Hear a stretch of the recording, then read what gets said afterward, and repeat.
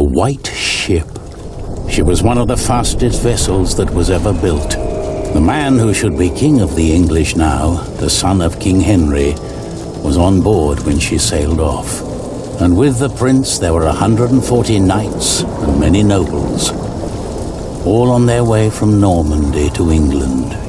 They say the ship hit the rocks, and then a fire broke out. Even before the White Ship had departed, the prince and his men had begun to drink and get violent. Monks that were meant to bless the voyage were then forced to disembark. Some say the ship had been cursed. The king's son and many of his family were pulled down into the Black Sea that night.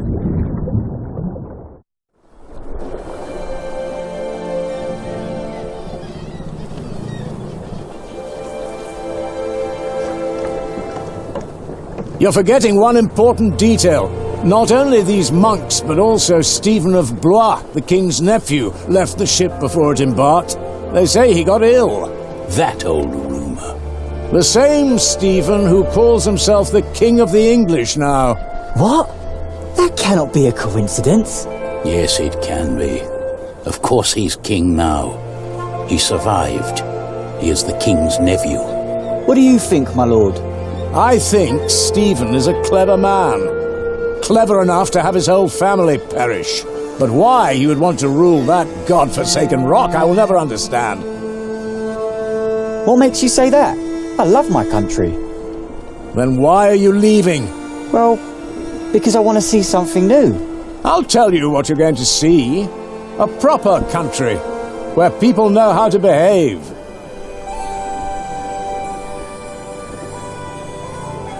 What about you? Why are you leaving?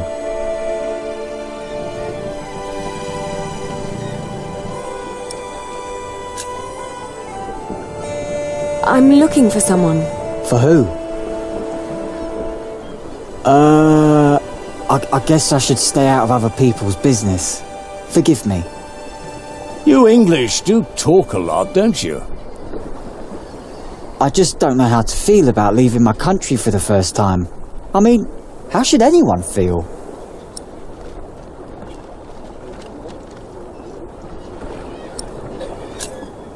You'll see what happens.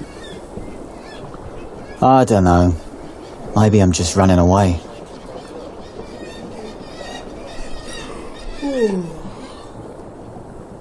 You should all get some rest.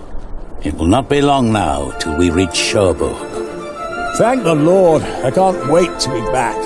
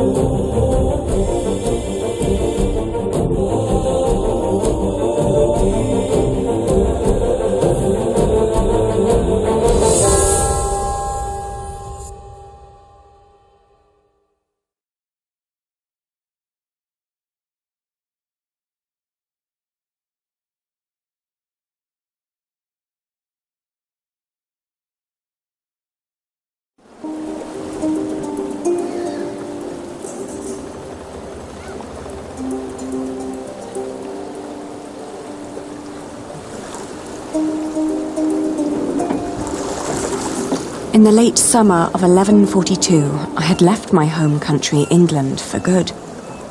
My old life lay in shambles, as did my former home of Kingsbridge. Having failed both my friends and family, I had set out to find my baby's father, the man I still loved with all my heart, Jack Jackson. And so early one morning in July, I finally arrived on the shores of Normandy. With nothing on me but a pouch of coin and a young, curious face yet unnamed, who was just as unfamiliar to this new world as was I.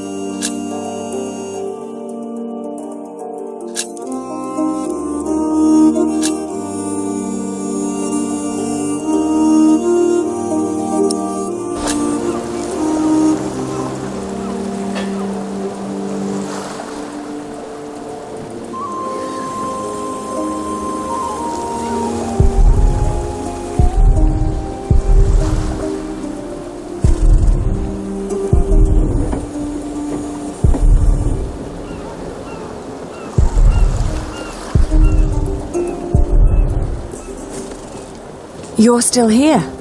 Oh, it's you. I'm just trying to get my feet used to good solid ground again. The last bit of our voyage wasn't exactly my pint of ale.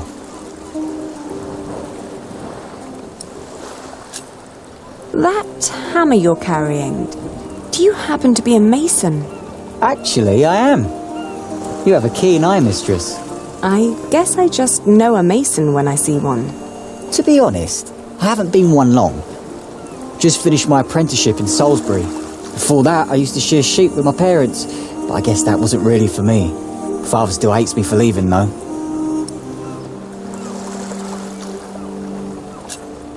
I left my old life as well.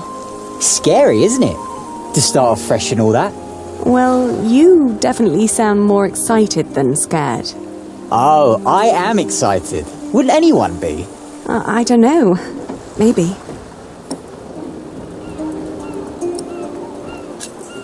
What will you do to find work here as a mason? Don't know. That's for me to find out. All I heard was that the wages are better over here. So you'll just travel from town to town and look for employment? Right. And I'll start in Lista. A fellow mason told me about the abbey there. He said these Normans build their churches quite differently than we do back home. I need to see that with my own eyes. Maybe learn a thing or two.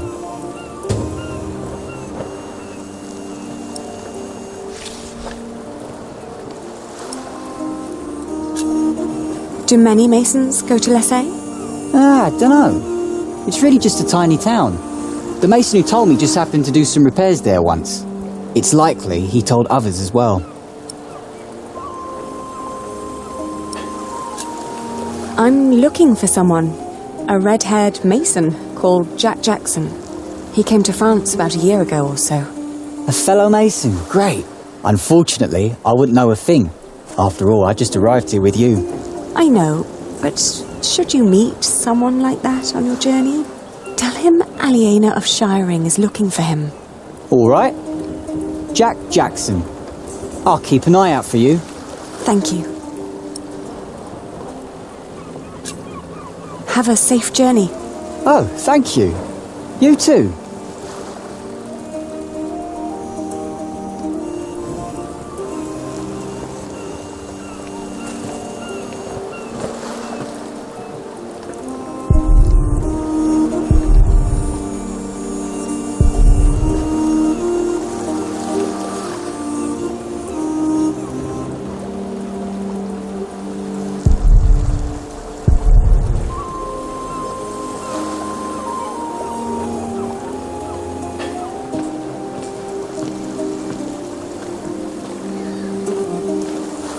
Good day. I am looking for someone. A traveller who came through here last summer. Oh, hush now. I need to talk to this man. Looks young. He was born at the beginning of summer. What's his name? I haven't given him one yet. You should. He needs to know who he is. Makes growing up a lot easier.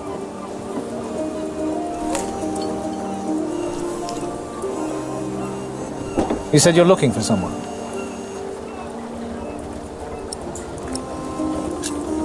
I'm looking for the boy's father. And from the look of your baby, I reckon his father has red hair like me, right? Well, I don't know every redhead around these parts. There are quite a few of us. Most of my family here in Cherbourg is ginger. Oh, his name is Jack Jackson, and he is a mason. No, sorry, I haven't seen him. And I come here every day. Maybe May saw him. She helps the sailors get their cargo to the nearby towns. Carries travellers, too. I'll ask her. Well, thank you.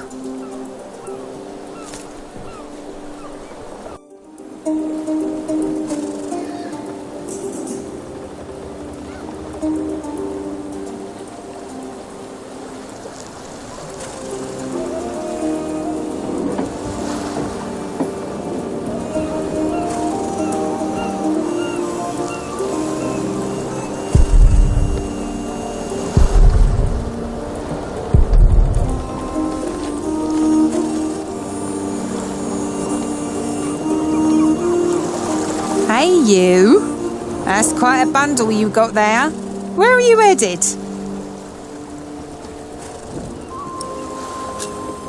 Do you know the road to Lissa?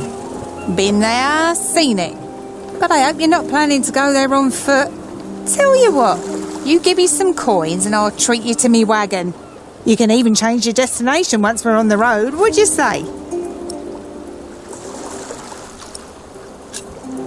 Have you seen a red-haired mason? He must have landed here sometime late last summer. Another ginger in Normandy? I wouldn't have noticed, even if he was carrying a hammer instead of a fishing rod. Maybe you should ask someone in Barfleur. That's where all the travellers come through, the pilgrims and kings. Their lot rarely lands in Cherbourg, with the fortress passing back and forth between Stephen of Blois and Geoffrey of Anjou. Why you even came to Cherbourg in the first place baffles me. It was the earliest ship I could get. You must be in some hurry, madam. Let's just say I needed to get away before I changed my mind. Fine with me. Who am I to judge?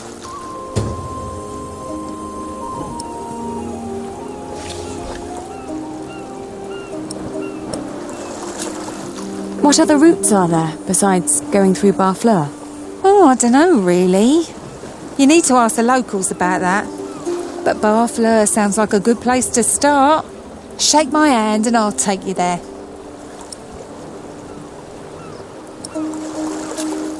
All right. Take me out of town. All right. Where do you need to be?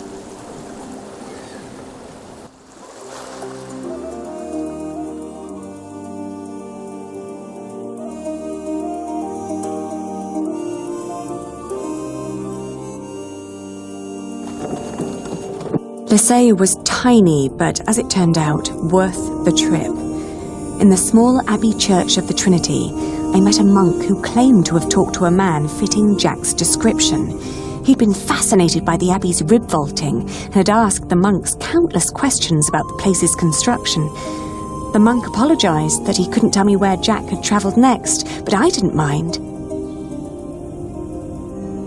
I lay down to sleep on the floor of the Abbey guest house and, for the first time in almost a year, I felt relief.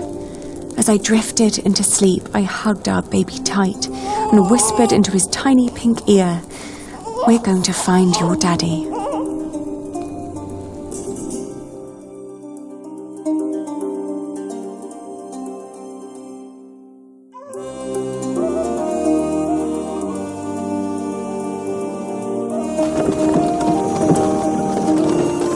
My father had once told me tales of the Mont Saint-Michel.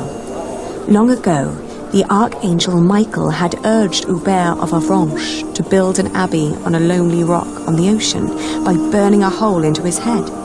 They say one can go and see his penetrated skull on display in the church of his hometown.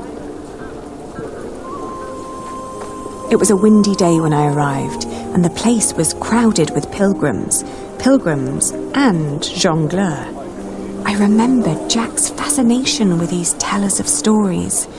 I spoke to one who was just taking a break.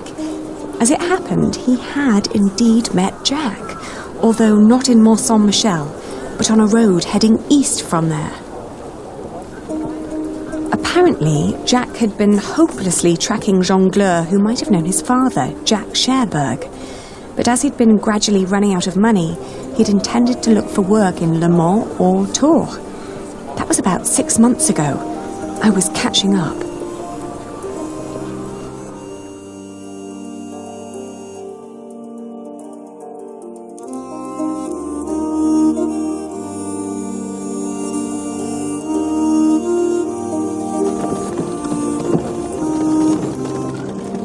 Going to Le Mans reminded me of all the trouble I'd left behind in England. 30 years ago, Le Mans had been conquered by the Plantagenet Geoffrey of Anjou, Maud's husband. And although they'd held it ever since, other noble families kept on pulling at the city, like Maud and Stephen tearing at England. There was no sign of Jack, but I got news of a new kind of cathedral being built in Saint-Denis, just north of Paris. It was possible that Jack had gone there to learn from the craftsmen. That was, if he hadn't travelled further south, looking for work in one of the many churches in Tours, the hometown of Saint-Martin.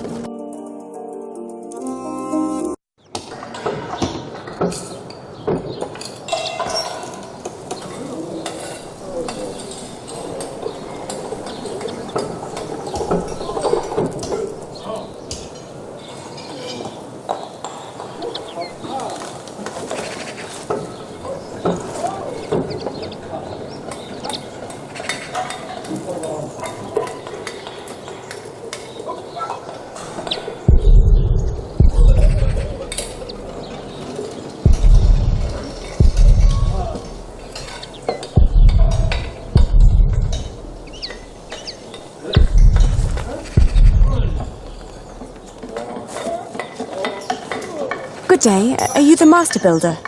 What is it? I'm looking for a mason who may have passed through here.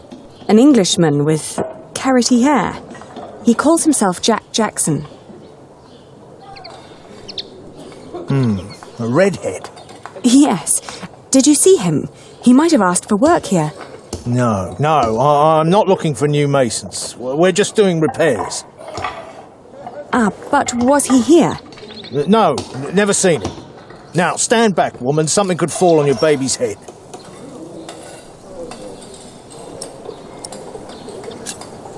Are there other construction sites around Tours? Well, yes. It's a big town. And where would an outsider most likely find a job? Dunno. Ask around. May I talk to your workers? No, they're busy. And I can assure you they have nothing to say on that matter. Perhaps I'll talk to them once they've finished for the day. It would be a waste of time.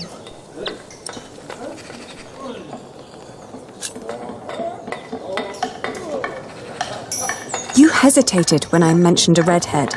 Are you sure you haven't seen him? Yes, I am sure. All right, he was here. Was working for me. But I had to throw him out after 2 or 3 days. Why? Because he was all want. Let me redesign the roof, let me make the nave lighter. All pretty ideas, but he never shut up long enough to do the work he was supposed to do.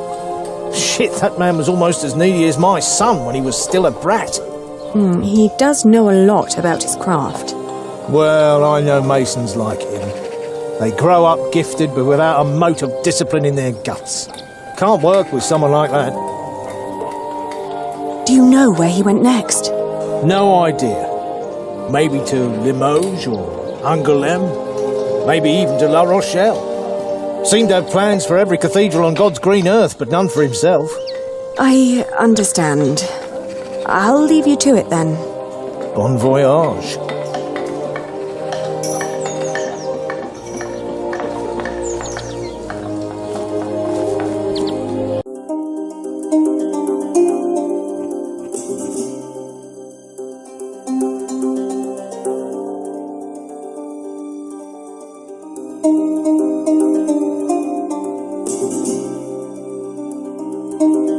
We had just left Tor when I suddenly felt dizzy. I stopped and made rest, trying to catch my breath, then lost my breakfast in a ditch at the side of the road. To my horror, our baby too had grown pale, his breath shallow like that of an old man. I tried not to panic, but the next inn was a long distance away and we couldn't stay on the road where it was wet and cold.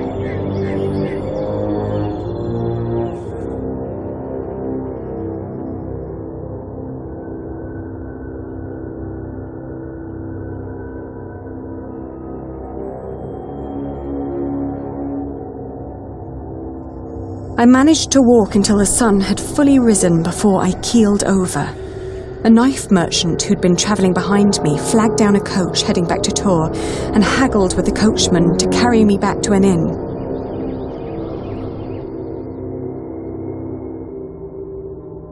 Back in Tor, the fever got worse. I remember people carrying me into a room, laying me on a bed. I tried to feed my baby, but after that everything turned into a blur. When I awoke, Jack was standing next to my bed.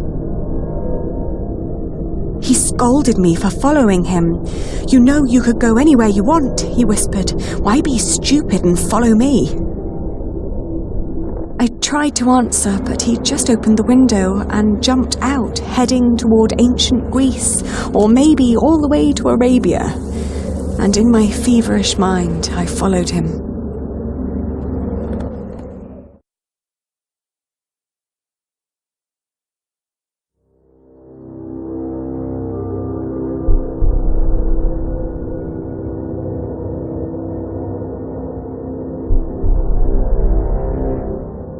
The further I went, the angrier I got.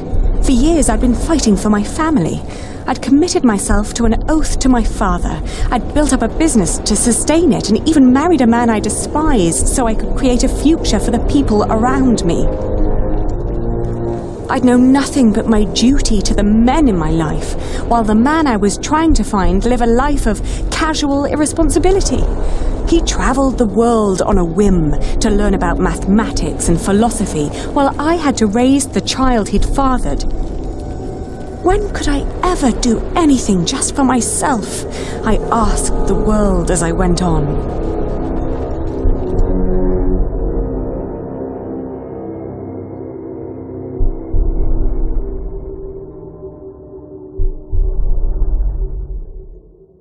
I'd travelled in a circle all the way to the edge of the world and back, only to return to the place of our failure. With my eyes closed, I listened to the sound of ripping yarn and crumbling walls, and of coaches carrying good people away into a cloud of crimson dust.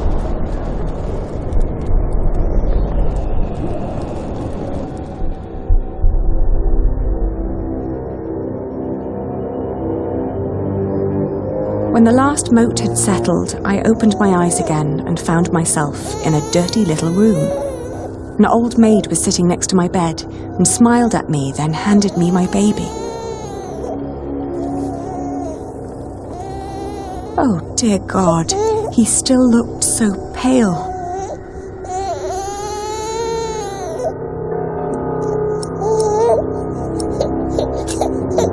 I tried to feed him, but he refused.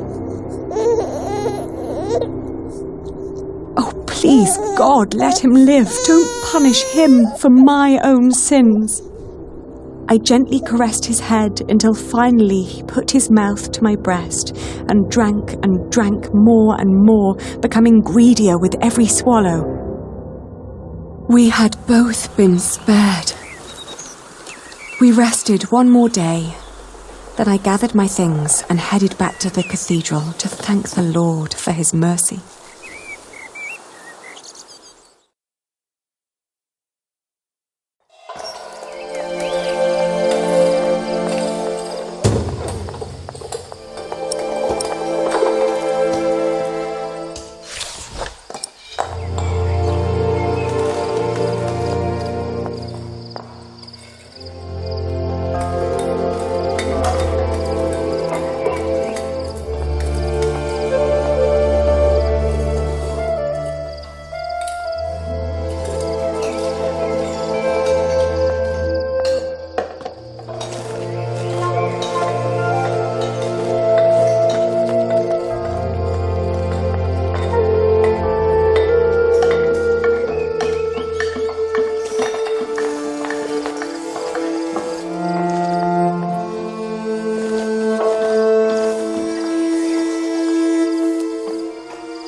thank you, dear Lord.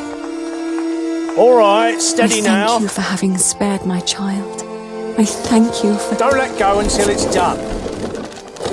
But why are you showing mercy on me? I failed everyone I cared about. I failed Jack. I failed my brother. And if I never return, I would also break the oath I had given Father. It's just that I feel like I've never had a life of my own. I've always fought for others. And this may be the very first time that I fight for something that I only want for myself. Maybe I should just go back and help rebuild Kingsbridge. Maybe Jack doesn't even care for me anymore. Amen. Huh.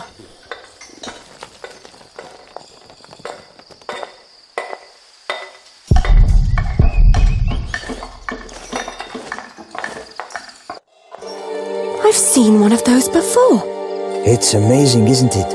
The man who did that really had it in him.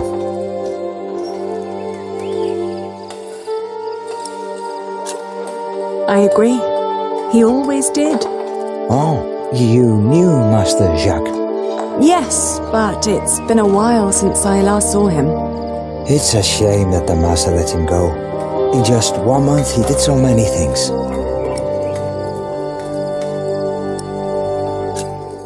What did he do? He came up with ideas for how to make the construction easier. But the Master didn't want to hear it. To tell you the truth, everyone thinks that he feared for his own job having someone like that around. The last thing Jack did was carve that corbel. It was the one thing the Master let him do. Then when he was done, he was asked to leave. Your master said he had no discipline. Let me tell you something. Jacques worked very hard on it. He was impatient and had a temper, but you could see that he tried to overcome it. Conquering that rock was very important to him. Oh, I understand that so well. Do you happen to know where he went next? He wanted to walk the pilgrim trail to Santiago de Compostela. The Camino? The Way of St. James? He said he might find someone there who knew his father. Just one more thing. How was he when he left? Never thought about that. Relieved, I guess. He seemed ready for something new. Thank you so much for your help. Think nothing of it. And good luck on your travels. May you find what you are looking for.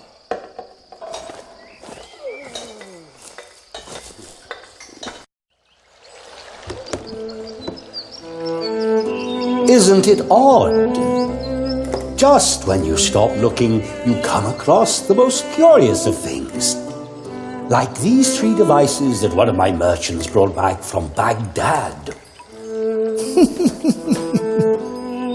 Oh no. Is it another one of your Banu Musa toys, Rashid? They're not toys, Adriel.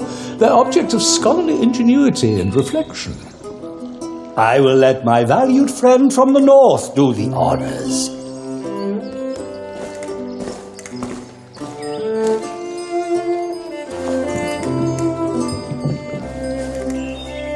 Jack, if you may.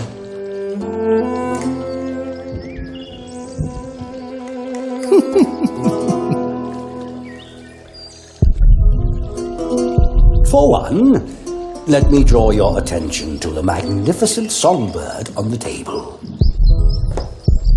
And then to that wondrous donkey next to the entrance. Although the most astounding thing of all stands right between them. That statuette? Ha-ha, precisely. But one thing at a time, let us let Jack decide what to demonstrate first.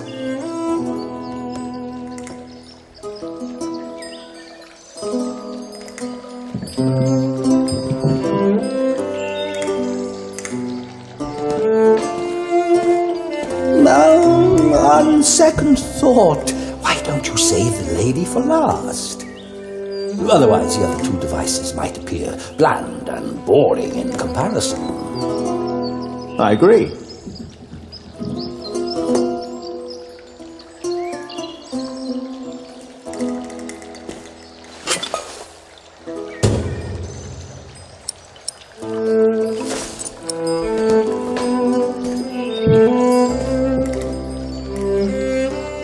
No, it's too heavy.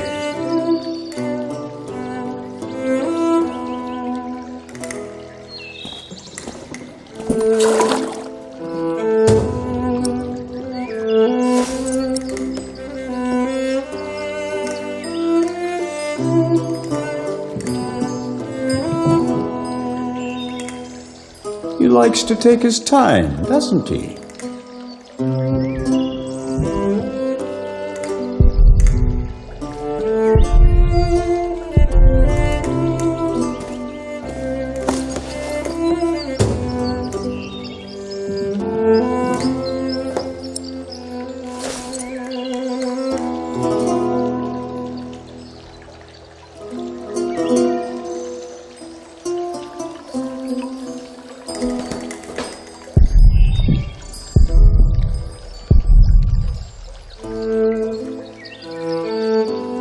What is he doing now?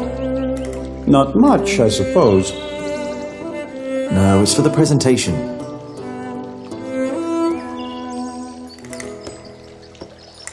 No, it's for the presentation.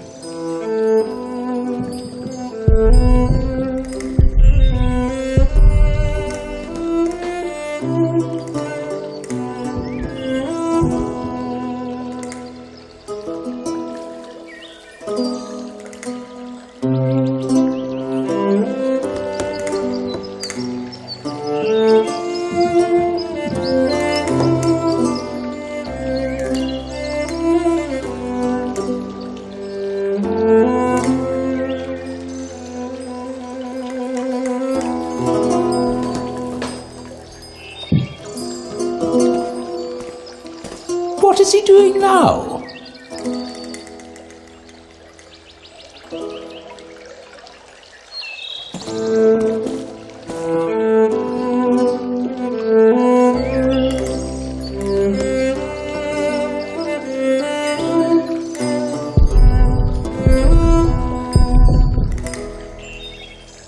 No, it's too heavy.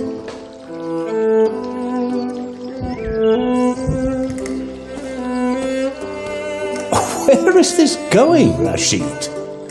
Patience, my friend. It won't be long now. That is, unless my friend Jack accidentally drops our only burning candle into the water.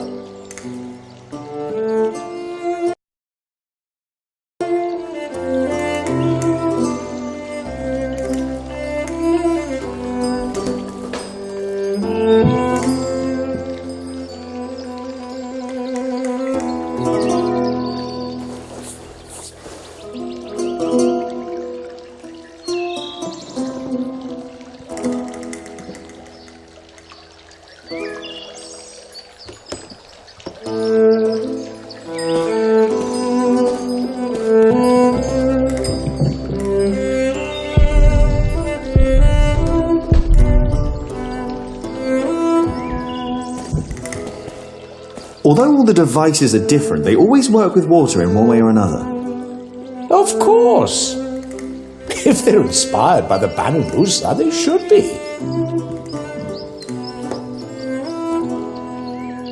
The invention of the candle ceased to amaze people a long time ago.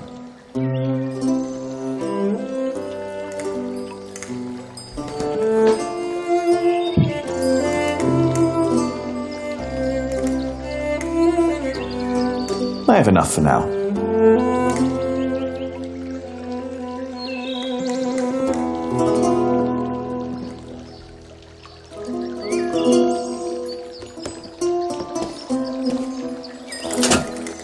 And now? Now, Jack will heat the water in the tank.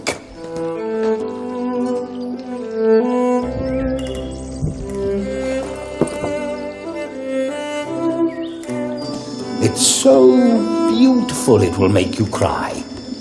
Just listen.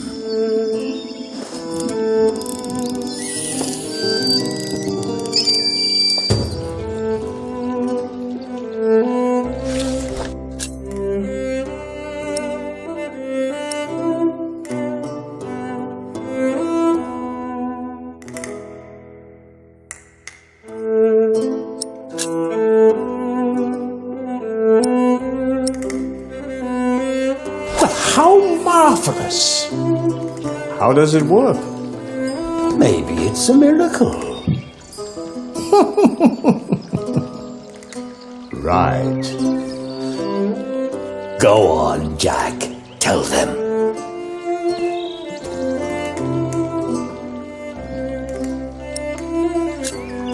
There's a hidden wheel inside the box. It turns an axle that in return raises and drops a sequence of small cylinders inside. These cylinders work like fingers playing a flute. But who is blowing into the flute? Steam. Steam? Yes. When I opened the pipe, it gradually pushed itself into the tube. The power of steam. For once, I must agree, this is brilliant. Of course! It was created by a Muslim after all. Let's not get ahead of ourselves. What else have you got, Rashid? Anyone care for some tea? Thank you, my daughter. We will have some as soon as Jack has finished our presentation. Mind if I watch? Of course not. So, who is this man, Rashid? Jack is a friend of the house. A brilliant man, a scholar and a talented artist. Just the other day, he explained Euclid to me. What is that? A Greek who wrote a book called The Elements of Geometry. The Egyptians translated it into Arabic, and now the Englishmen are turning it into Latin. How very peculiar.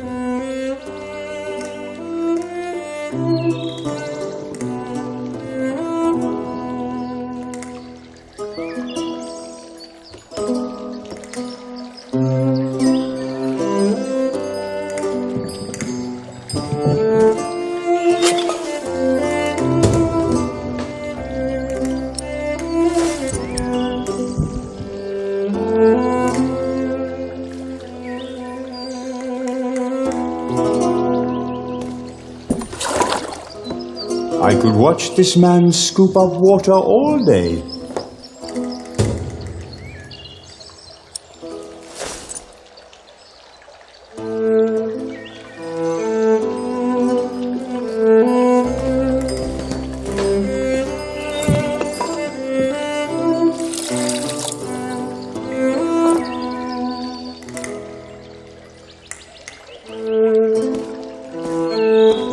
Now, watch the head.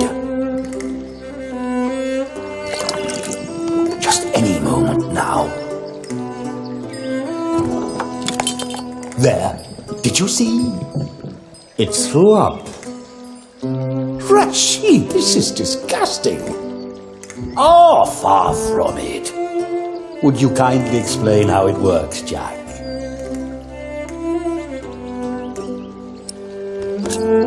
You see that bowl floating on top of the water? At the bottom of that bowl is a small hole. Through it, the bowl is slowly filled with liquid.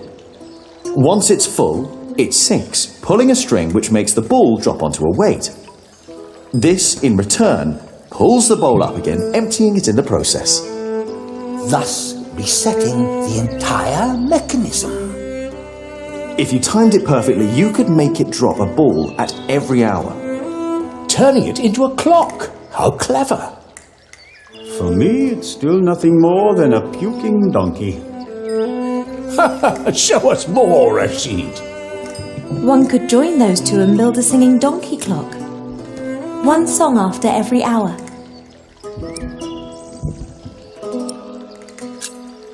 That would be pretty clever. I know, right? You could be the one to build it. Oh, that would be unfair. It's your invention. I would let you have it. Or we design it together.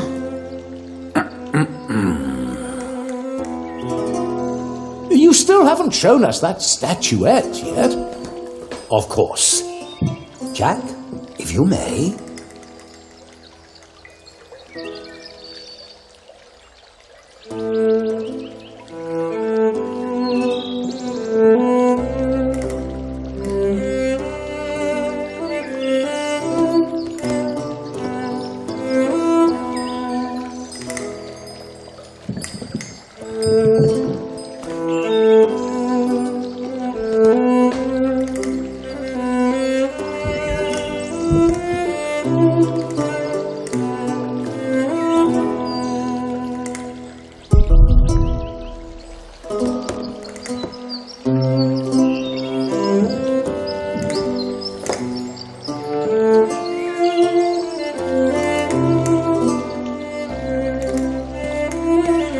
Don't let me distract you, Jack.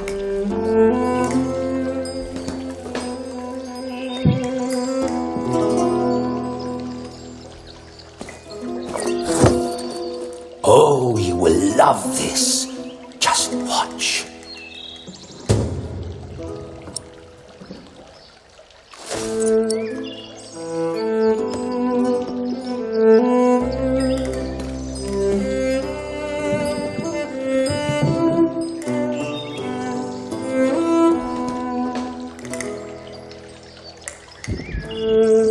There is no space to put her here.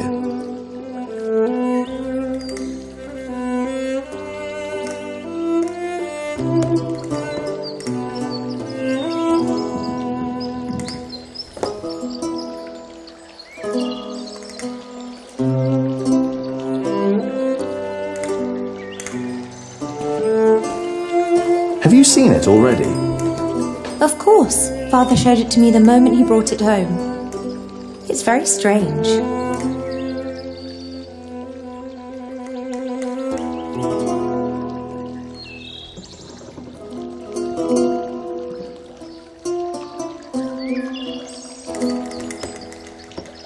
She needs to be in a special spot.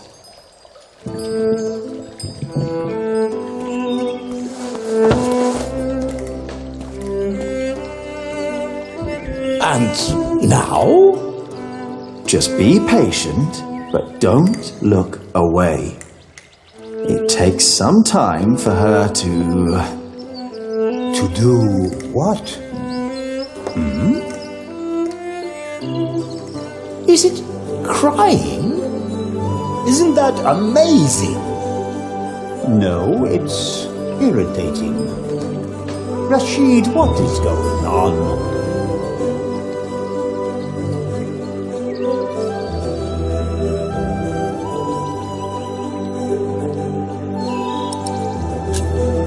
We have no idea how it works. Rashid, please. We all know that there is no such thing as a man-made miracle.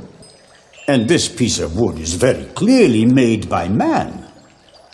I very much agree, my friends. But so far, none of us has an explanation. All we know for certain is that her glassy eyes shed tears when you move her from warmth into cold.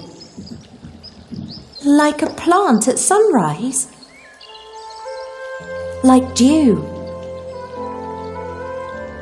The only difference is the surface, that's all. She's right. Of course, I had no intention of disturbing your conversation. But if you can find out why there's dew gathering on a plant, you may understand why that woman is so weepy. So, who wants a cup of tea? I'll have some. Your daughter is quite something, Rashid. A scholar in her own right. I know I'd rather she wasn't. It would make marrying her off so much easier. Oh, I'm certain that won't stay a problem for long. Maybe the dew originates from invisible water in the air. Water that stays hidden when it's hot.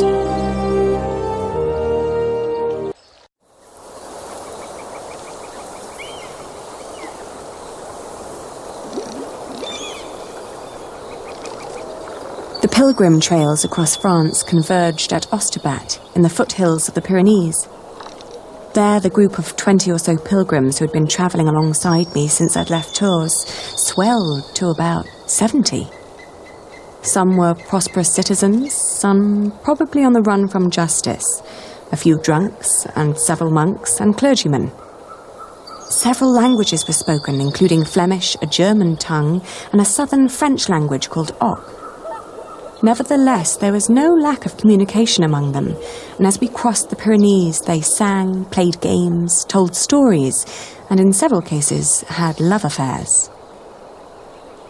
While my baby and I kept mostly to ourselves.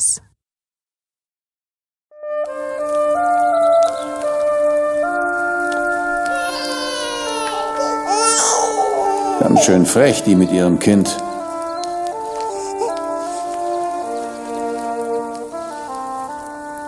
Hush now, hmm?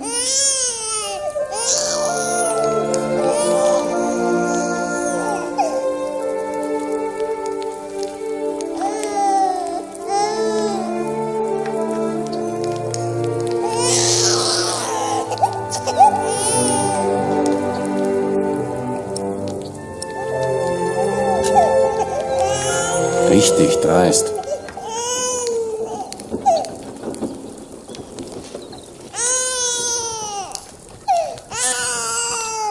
Kann ein Mann nicht einfach mal seine Ruhe haben? Der Weg aus Babenberg war doch anstrengend genug.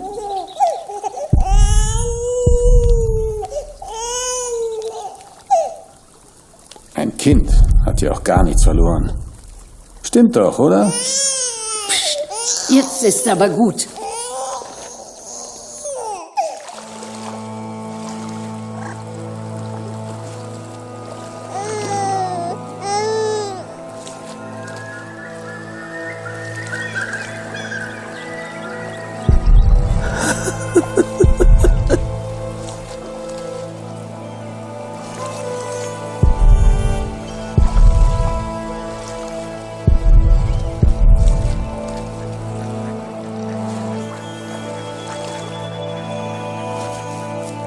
Come back to me.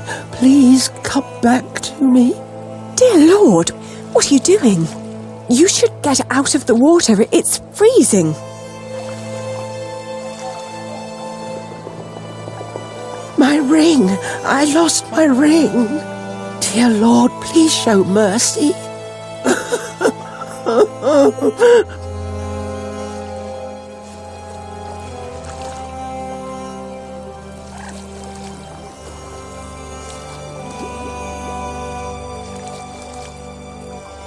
The cold will kill you. I can't leave without my ring. She's not listening.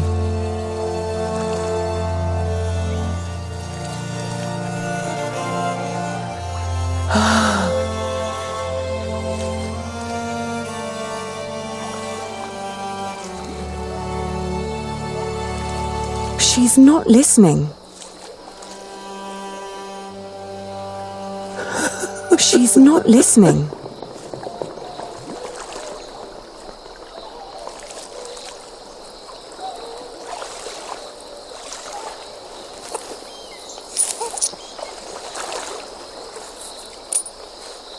Come back to me. Please come back to me.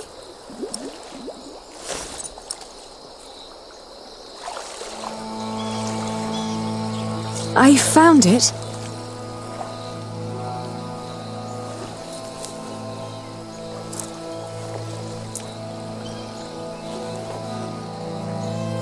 Yes! Oh, thank you! Thank you so much! You are a very kind woman. So very, very kind. I'm glad I could help. Yes, yes, thank you. Thank you so much.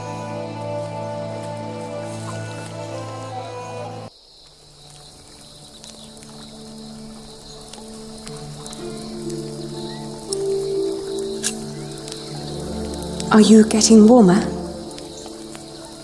I am, thank you.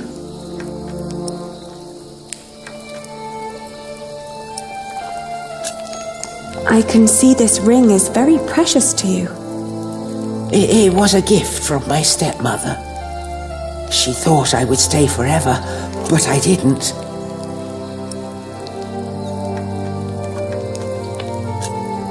Why did you leave? Oh, I thought I didn't belong. She always said I was her daughter, but I was sure she was lying. I was so selfish and so stupid. Too stupid to see I really was happy.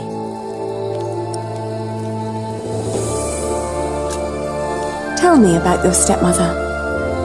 She was such a kind woman. So very, very kind. Maybe you really weren't happy.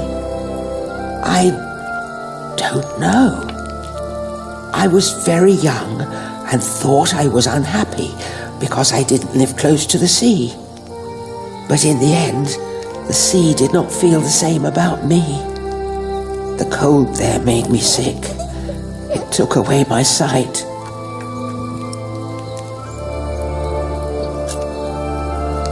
It was courageous of you to leave. You did what your heart told you to. I was stupid. So stupid. Ah, that's why you went on the pilgrimage. Yes, so that St. James might see my devotion, and I will be united with my mother in heaven. I'm just not as kind as you. Not kind at all. You're too hard on yourself. I don't know. I too am trying to make amends with the one man I loved the most. I was told he went straight to Santiago. You will know soon. Not soon enough. It's still 4 weeks till I get there. He'll be there, I'm sure of it. I hope so. I just feel that with every day that passes, I'm losing him a bit more. And that the only thing I can allow myself still to hope for is not love, but forgiveness. I understand. Hey, hush now. Not long now and our journey will be over,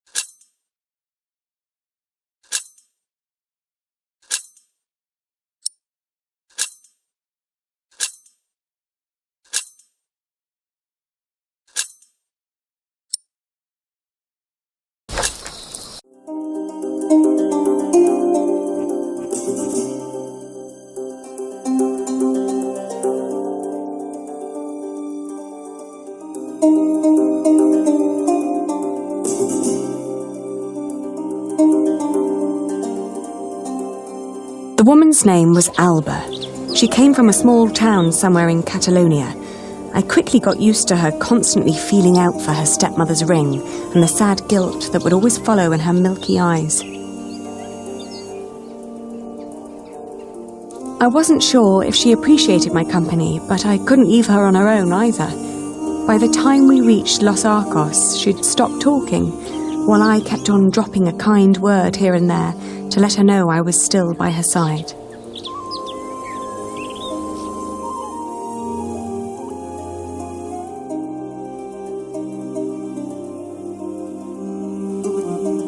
Alba believed herself to be of weak mind and body, and yet she walked the Camino with a strong sense of purpose that willed her onward.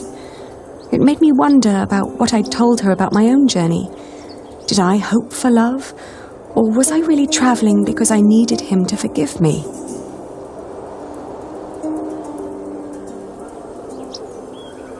But what was there to forgive? My decision to marry Alfred had been in the best interest of the people of Shiring. It was a sacrifice I had to make to stop the evil reign of William Hamley. These questions had haunted me for a long time now. But if I really was going to see Jack soon, it was time to make up my mind.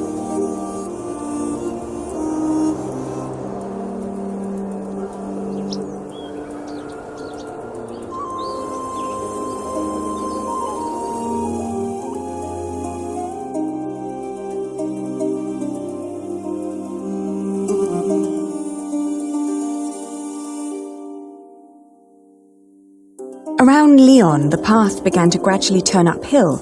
It was only 2 more weeks till we'd reached Santiago. The baby was in a good mood, and so, surprisingly, was Alba.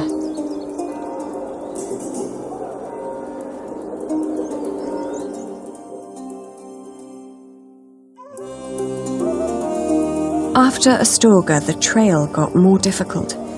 Alba became slower and slower, and we had to rest more. She became quiet again. The strain on her old body grew, and she worried that she might not be able to reach the end. Still, we managed to push onward.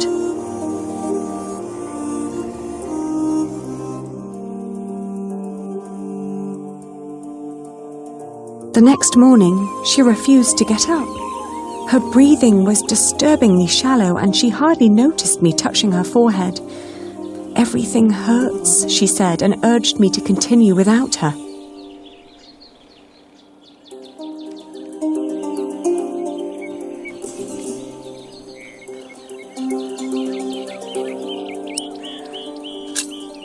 Of course, I stayed with her. I brought her food and water and sat by her side. But day after day, her condition grew worse. She kept on urging me to go, to find Jack, saying the monks of Ponferrada would take care of her.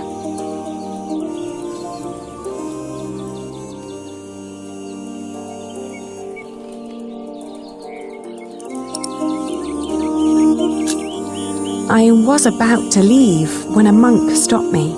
He urged me to stay at least for another day, and, feeling that he was right, I remained.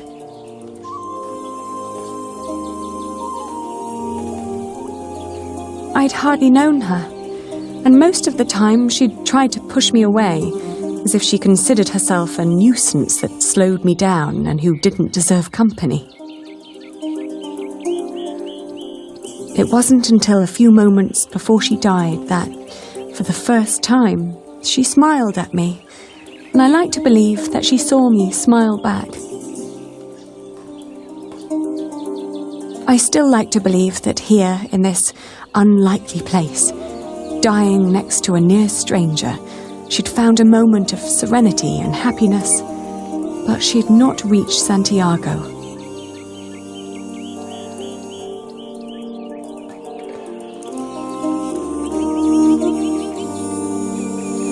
When I left, that thought still haunted me. To see that a journey could come to an end so suddenly. But what would be different if she had reached Santiago? Could she have been disappointed by what she found?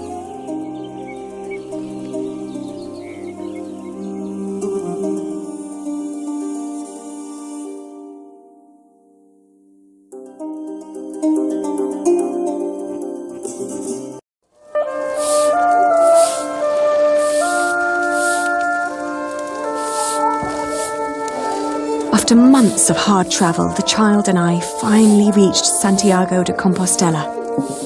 In the evening, we attended Mass in the great cathedral, then started to roam the town looking for my dear Jack. It was almost dawn when finally a priest pointed me to an inn close by.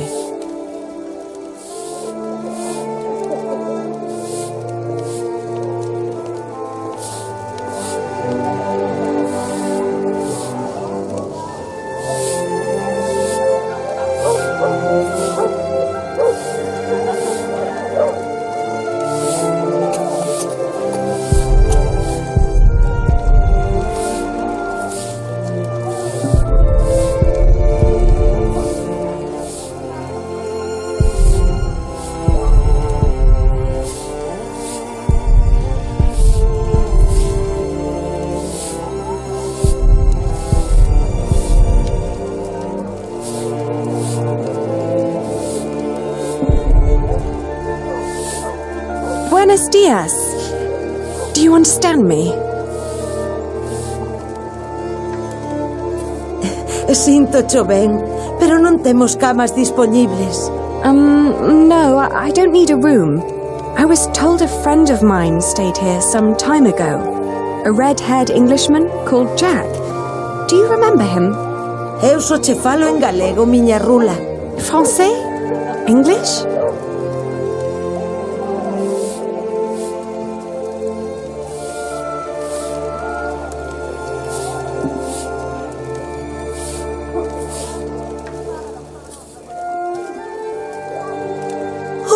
Que cousiña, eche rubio. Sí, redhead.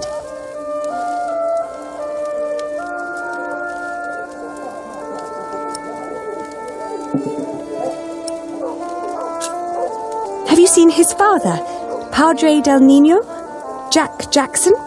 Ven sendo un peregrino? What? É un peregrino? Oh, no. He's not a pilgrim.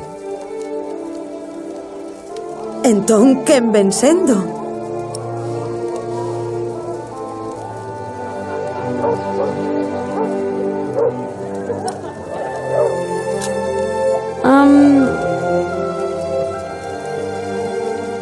Let me show you something.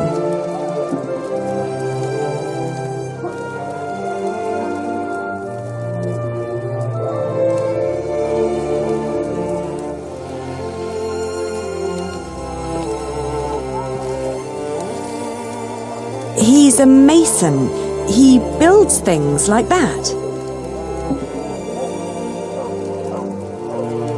Ah, eche masón. Albanel. Sí, a mason. It's the same word in Galician. Por aquí pasan unha morea de masóns. Non me poderías dicir algo máis sobre el? Well, he's a mason and he has red hair. He's also very knowledgeable.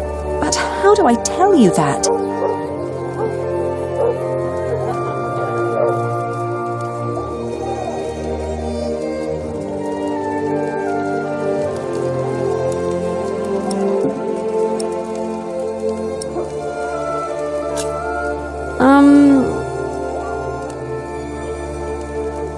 Let me show you something.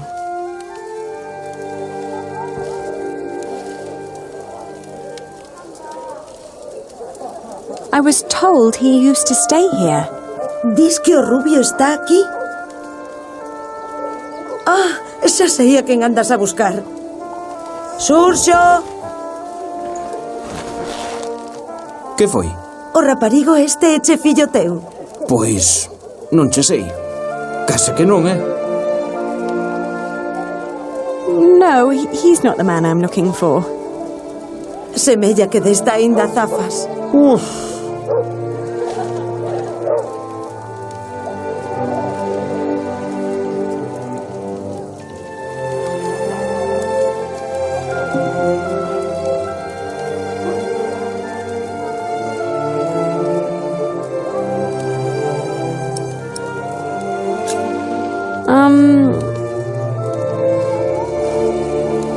Let me show you something.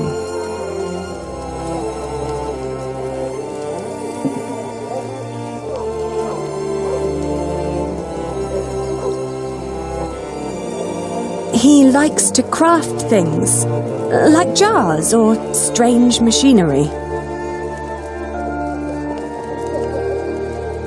E que diantres andará a dicir a muller esa?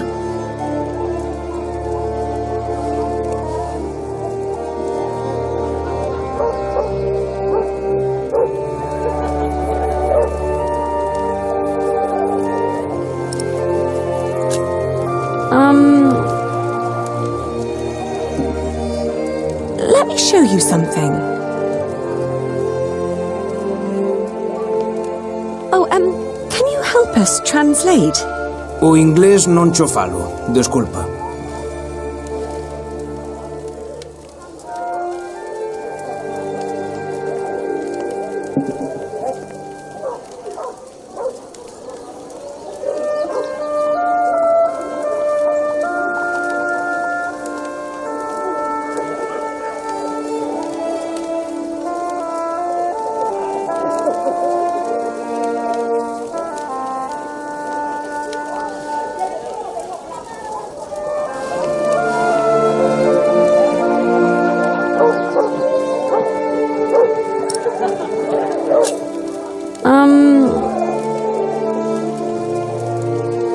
Let me show you something.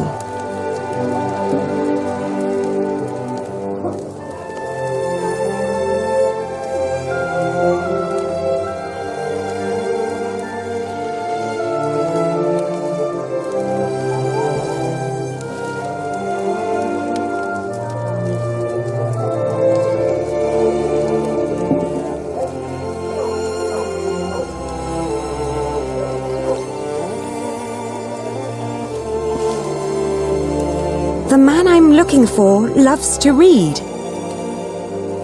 Anda, isto é che do masón. See, it's his.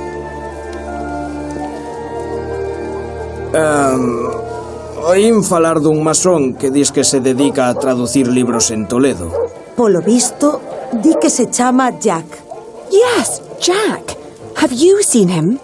Non sei cal será o seu apelido, pero ben é certo que non chai moitos masóns rubios aos que lles guste ler. Se tan desesperada está, por que non vai a Toledo a comprobalo por si mesma? Entón, marchou para Toledo.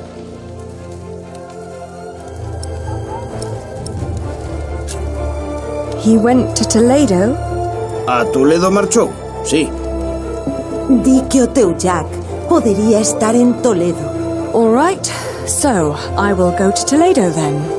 Gracias. I just pray that I understood you correctly.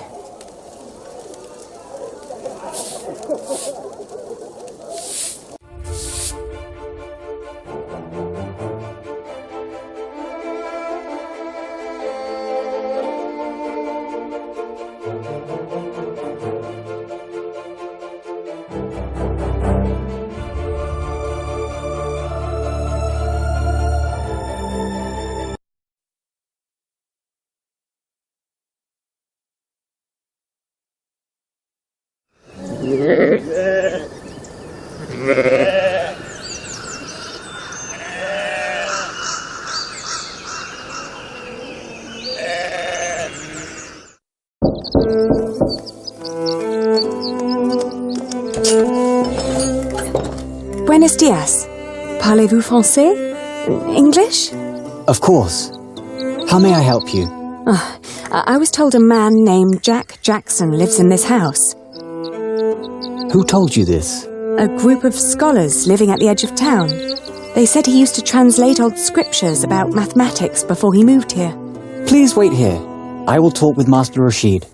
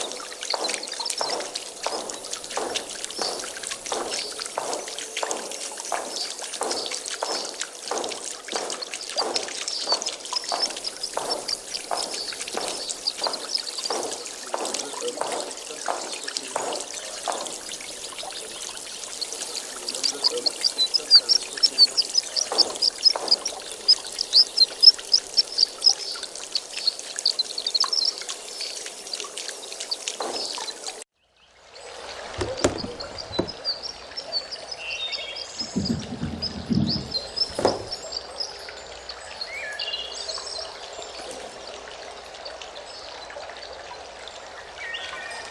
don't want to leave it behind just like that. It's too valuable to me.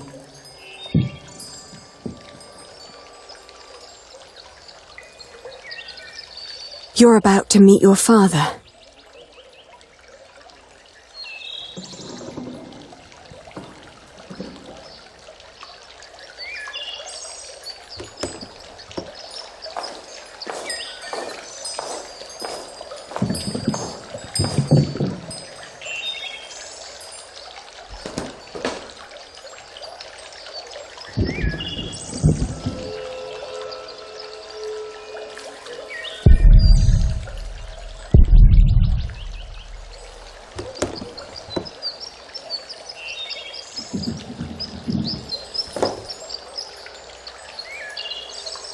Everything in here is shouting his name.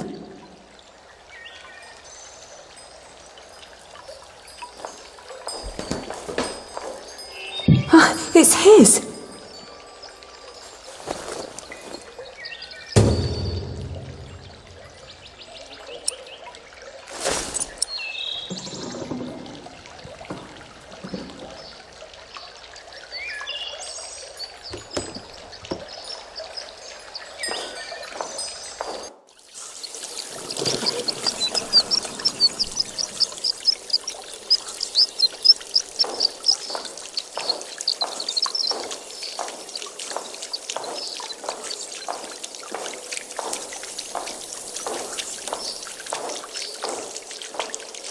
Oh, there you are. May I ask who let you stroll around our house?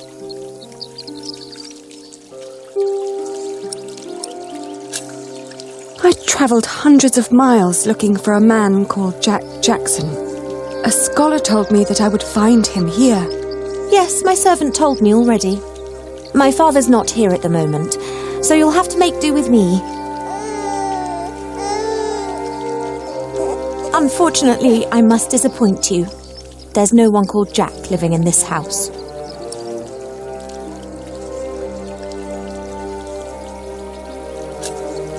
He must be here. I found his slingshot. What? Who allowed you inside my father's archive?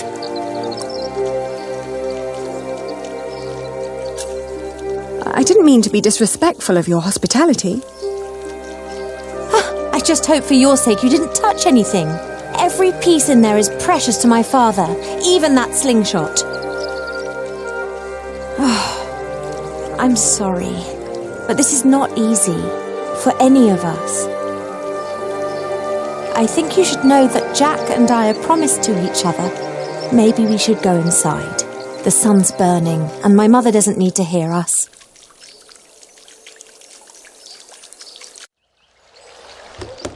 Jack told me about you. You are Aliena. You're the one who rejected him and married his stepbrother.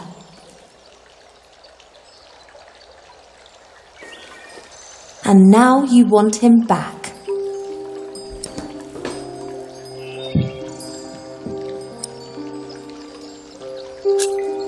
I need my son to meet his father. His father? The little one is Jack's son. He is. He always said that he had come here to find out about his family. But instead, he found out about everything else. About philosophy, mathematics. When he and my father met, it was love at first sight. They studied together and made great plans. But in the end, Jack would always start talking about his cathedral again. This great church he would build one day. Rib vaults and pointed windows. He'd ramble on about it for hours and stare up at that ceiling. We three sat here for hours and talked. And then in the evenings it would be just the two of us. So many strange ideas about the future. Some barely more than silly dreams. Others almost in arm's reach.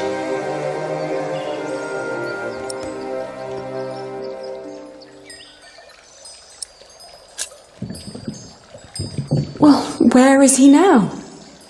Well, he's not here anymore. My father had offered him work as a master builder here in Toledo. He would have been well off and free to spend his evenings under vaults like this, with me as his wife. But in the end he refused. Tell me, did you really marry his stepbrother?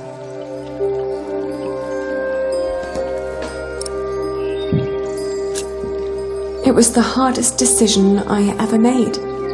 But it also felt like a sacrifice I had to make to fulfill a promise I made to my father. It was all for nothing. I thought I had no choice. I didn't want to hurt him. Believe me. I do. You know, he left me because of you.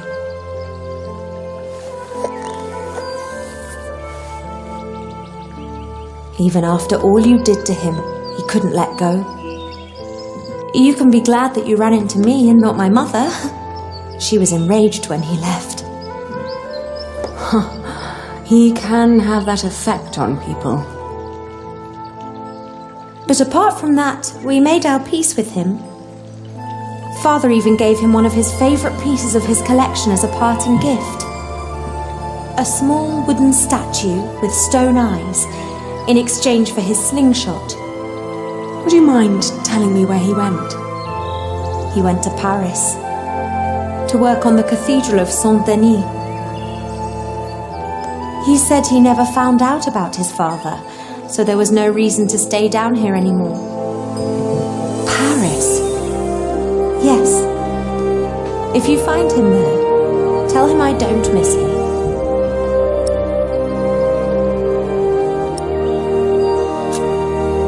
Thank you, and all the best to your family.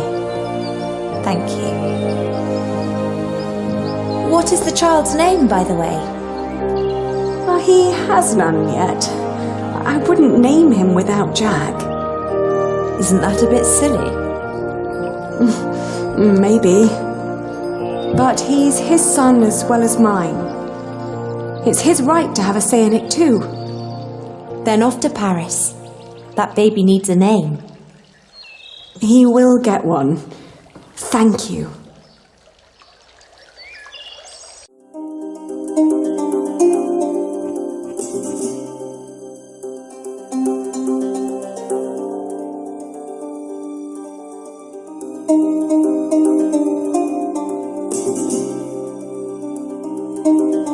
I travelled back along the Way of St. James, passing through Astorga, Lyon and Burgos. I crossed the Pyrenees, revisiting Bordeaux, Angoulême, Poitiers, but never stayed longer than one night. The closer I came to Paris, the stronger my old doubts and fears resurfaced. If Jack really was there, what was I to say to him?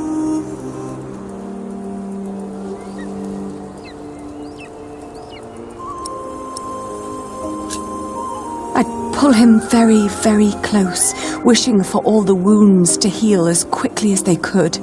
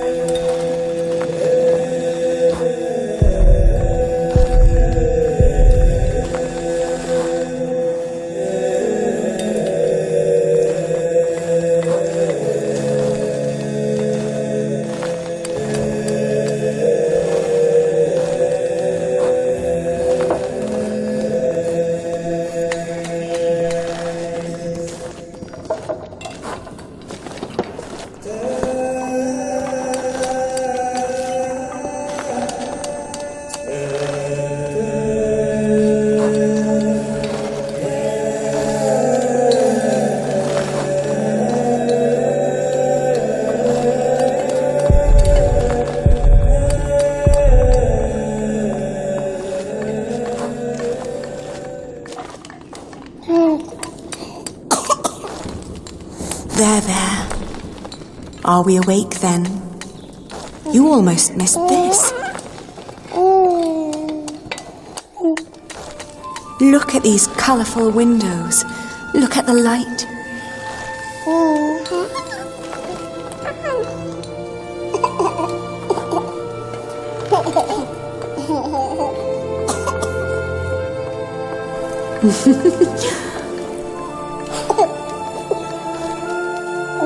Ali.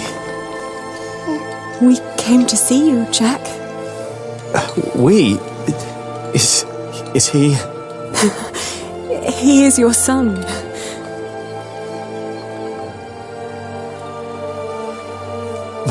My son?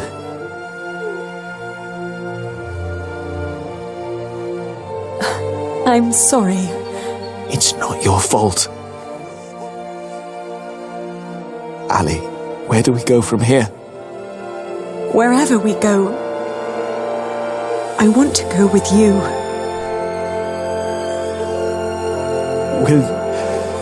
Will you marry me? Both of you. We will.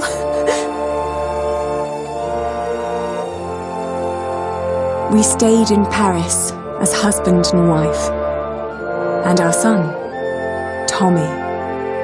The days went by quickly. Jack had learned much working as a builder in Saint-Denis. Days became months. Then after a year, we both grew restless. Where can we go from here, we asked ourselves again. We both confessed that we wanted to see our families, our friends. And then we knew where we wanted to go. Home. Even if it was in shambles.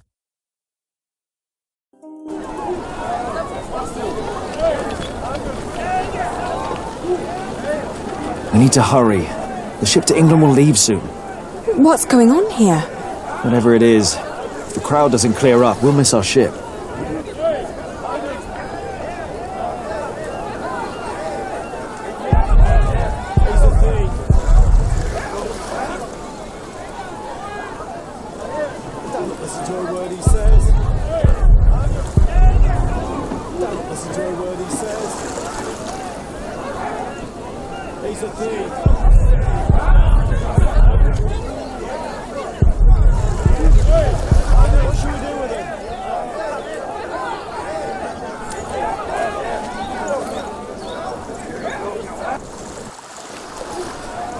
Do you know what's going on? Oh, chaos. I can't get these people to calm down. God knows I tried. What happened? The jongleur told the crowd a few stories. Then he sold people some miracle charms, but it was just fairy tales and painted stones. Well, it always is. I know, but I'd need a real miracle to calm them down now. Otherwise, they'll rip him apart.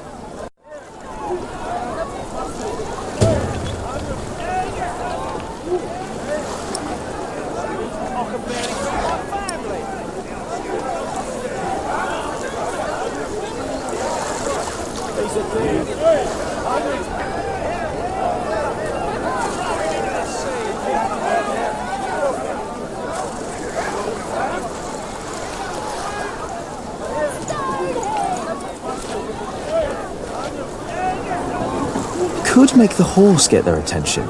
Or ride it through the crowd. That sounds a bit dangerous, doesn't it? You think?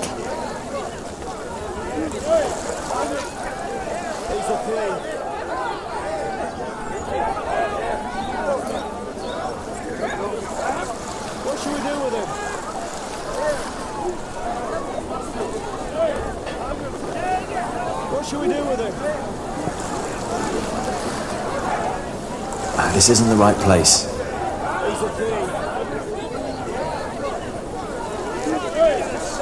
They won't be impressed with this.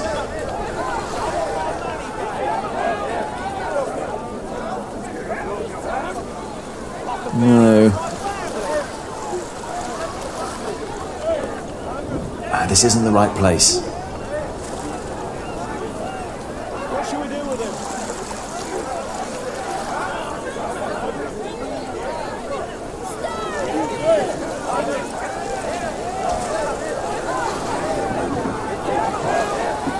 Excuse me? What's going on here? He's a thief. He told us lies and stole our money. But isn't that just a simple jongleur? That poor man. We need to help him.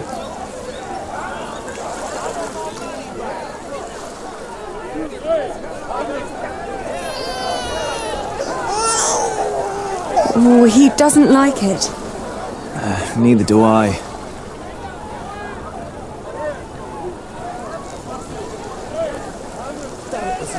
We can't possibly push through.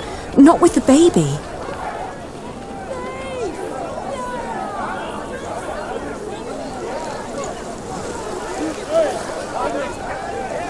Have you tried calming them down? I did, but a single priest just wasn't enough.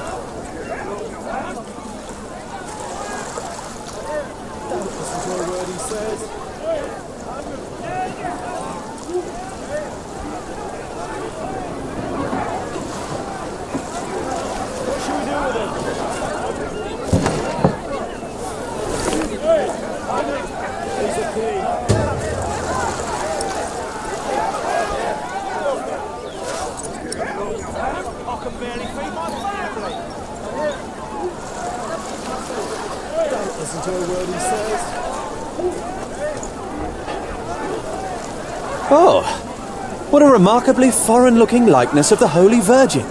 Do you think this might calm them down? I've already tried appealing to their faith. It would require a direct word from God to calm them down.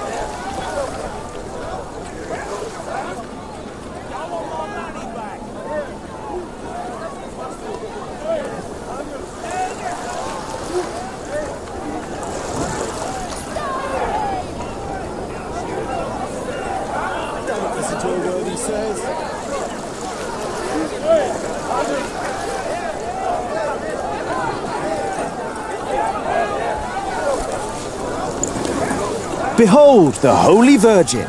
If it takes a miracle to make these fools stop, then give them one. You're right. I have to make her weep. It's the only way.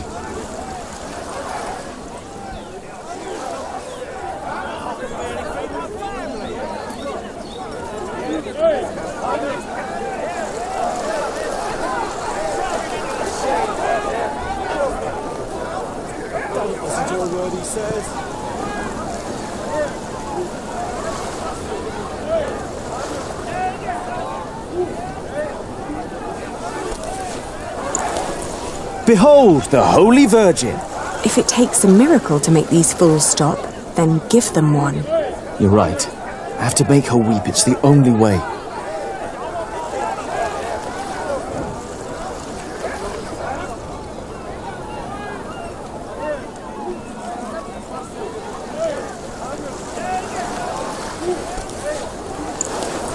Behold the Holy Virgin. If it takes a miracle to make these fools stop, then give them one. You're right. I have to make her weep. It's the only way.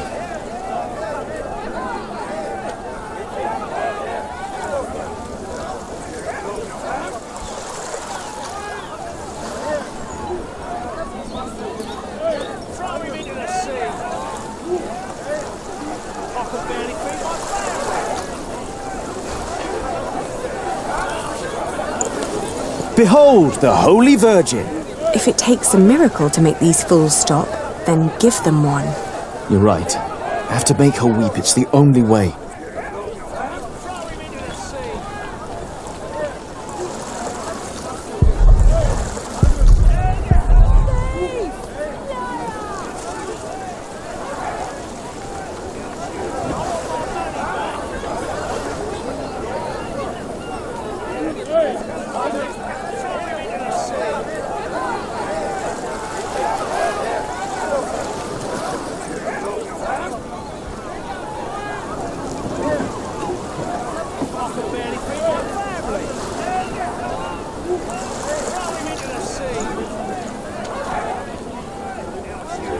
Oh, what a remarkably foreign-looking likeness of the Holy Virgin. Do you think this might calm them down?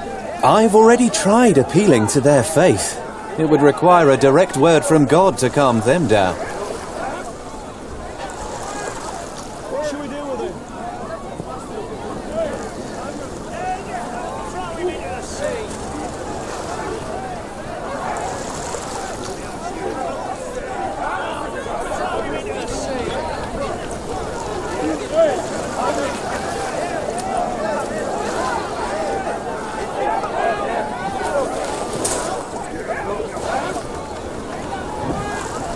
Do you see?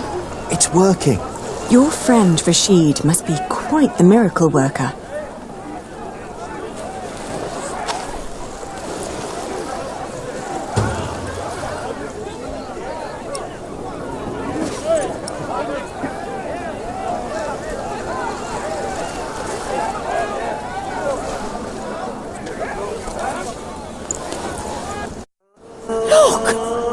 What's going on? The Holy Mother. She's crying.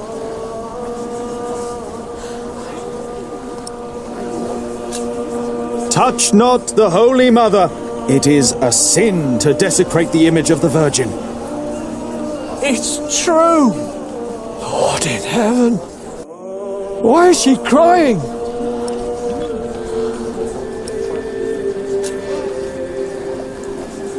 She weeps for she is lost. She seeks her true home, and we have traveled the world to find it. She weeps for she will miss her ship if you continue to block the path. It is the Mother of God. Forgive us, Holy Mother. Where did she come from?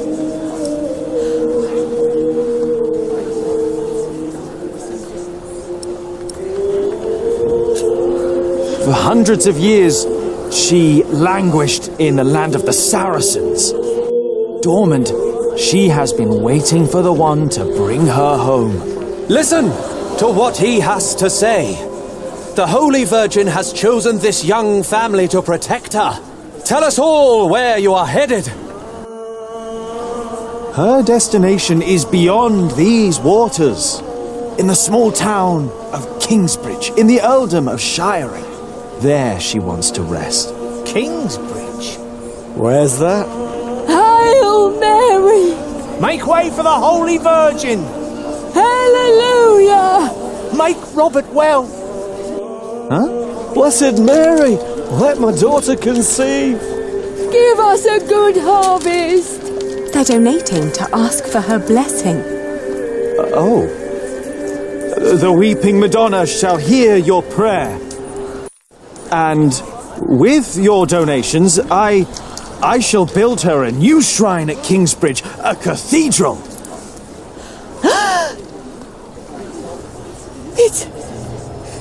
It's you! Who do you mean? You! The red-haired ghost! Me? A ghost? My husband is very much alive. I've known him since he was 12 years old. But he drowned. By God, you drowned. 24 years ago. On the white ship. My poor son. My Jacques. His name was Jacques. Jacques Cherbourg. Jacques Cherbourg.